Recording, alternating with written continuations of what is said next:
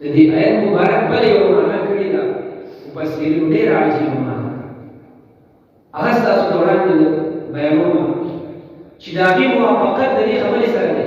چې محبوب علیه السلام فرمایي خدای پاک فرمایي من عاد لي وليا فقد بارزني بالحرب چا چې زمان د یو دوست سره دښمني شروع کړه نو زما سره د جنگ لپاره میدان ته راووت اوس چې څوک د خدای تعالی سره جنگ کوي نو د هغوی سزا څه ده نو قرآن بیان کړی ده چې د هغوی سزا دغه ده چې د دوی دې قتل کړی شي د دوی دې پسولې کړی شي د دوی دې لاسونو خپې کټ کړی شي اوس څنګه کټ کړی شي په کومې طریقې سره کټ کړی شي اسماعیل حقی رحمه الله تفسیر روح البیان کې د یو عجیب معنا ذکر کړي وی کوم خلک چې د اولیاء الله سره دښمني ساتي نو سزا یې دا ده ان یقتلوا چې دوی قتل کړی شي بسکین الخذلان د رسوایۍ او شرمندګۍ په چړه باندې لکه څنګه چې انسان یو څیز ذبح کړي د هغه ژوند ختم شو دغه شان چې د کوم یو انسان له خدای تعالی ژوند ورکړي مقام او عزت ورکړي خو چې د اولیاء دښمني شروع کړه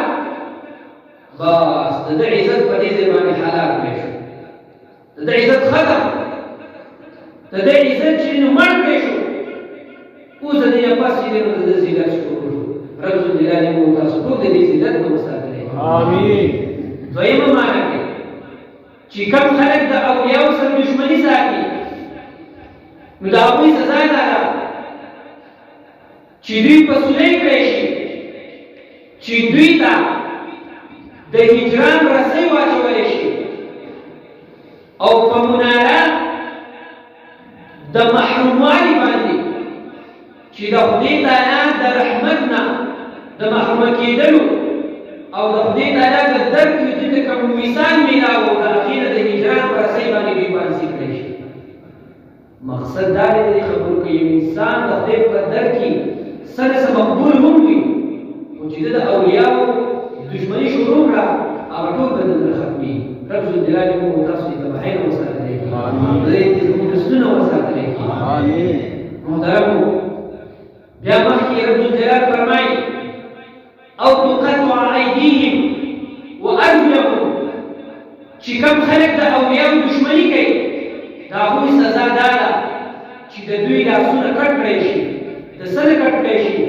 چې د کومو لاسونو باندې دوی د خدای تعالی در راټینګ کړی دی د خدای تعالی د در د دوی لاسونه کټ کړی شي چې کوم خلک د اولیاء سره دښمني کوي دا هغوی سزا ده وارجلهم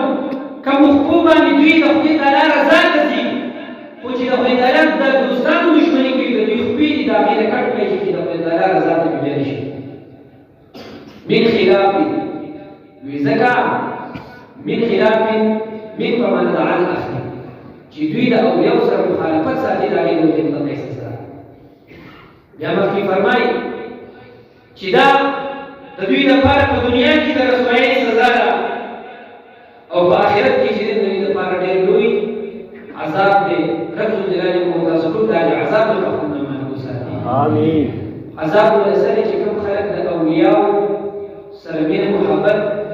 نه کوي دښمني ورسره ساتي او کم خلک چې د اغیارو سره کم چې اهل الله دي د هغوی سره یاراني دوستاني کوي نو هم محمود علیه السلام فرمایي په ورځ د قیامت به رب ذوالجلال یو بنده راپاڅوي دا بنده به دا ګمان کوي چې ما په خپل ژوند کې چېرته نافرماني نه ده کړې رب ذوالجلال به تپوس کوي اے بنده هل كنت توالي اوليائي وتعادي اعدائي تا په ژوند کې زما د اولیاء سره دوستي او محبت کولو کنه زما د دشمنانو سره کوم خلک چې د اولیاء دشمنانو د خدای سره دشمني کوله تا د هغوی سره دشمني کوله کنه دی وایي ربي كنت من الناس سلما خدای پاکه ما به د هېڅ چا سره هم مخالفت نه ساتلو نه به مې د چا سره ډېر تعلقونه ساتل ځانه یو صلحي والا سړی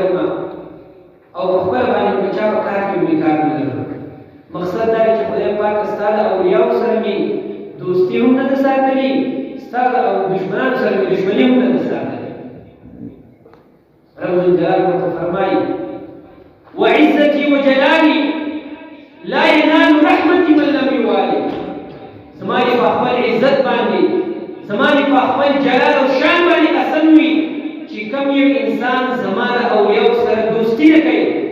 زما د دشمنانو سره چې کوم زما د اولیاو مخالفت کوي د هغوی سره دشمني نه کوي وي زما دې په خپل جلال او ذات قسم وي چې هغوی ته زما رحمت نشي رسېدلی وروڼو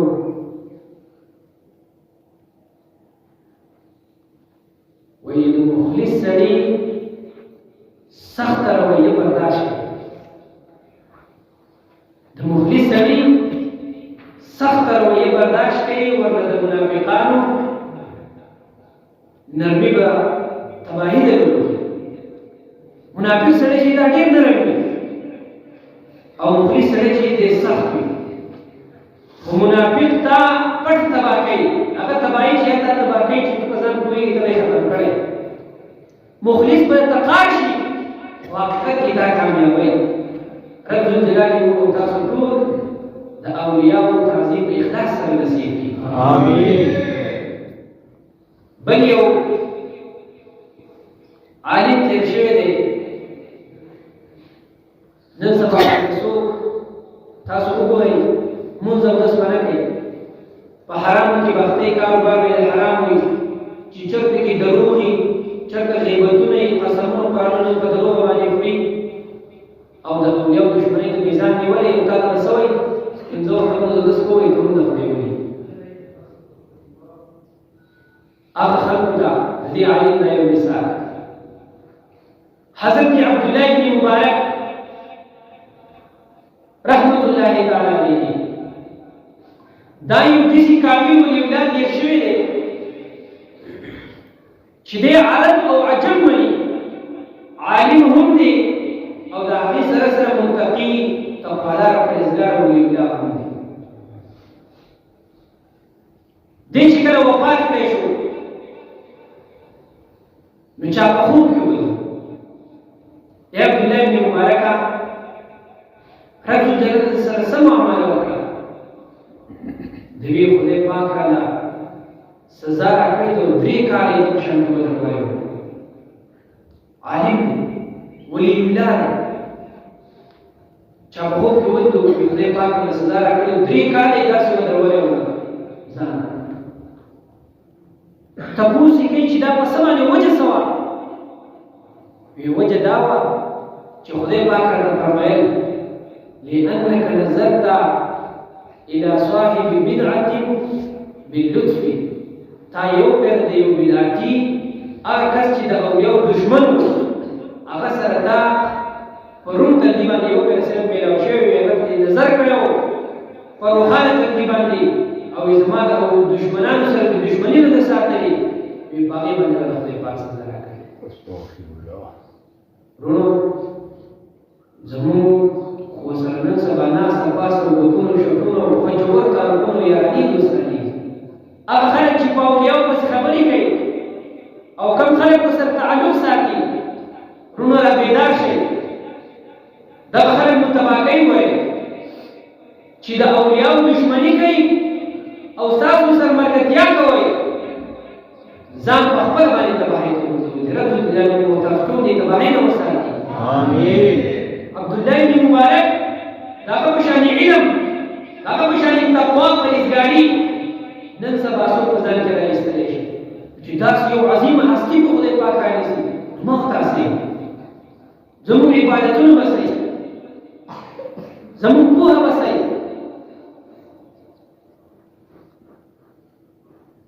محترمو